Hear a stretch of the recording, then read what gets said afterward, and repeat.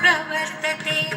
उत्तिष्ठ नरशार्दूल कर्तव्यं दैवमान्वितम् उत्तिष्ठोत्तिष्ठ गोविन्द उत्तिष्ठ गरुडध्वज उत्तिष्ठ कमलाकान्त त्रैलोक्यं मङ्गलं कुरु मातः समस्त जगतां मधुकैटभारे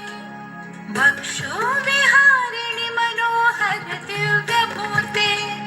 श्री स्वामिनि श्रित जनप्रिय दानशीले श्री वेङ्कटेश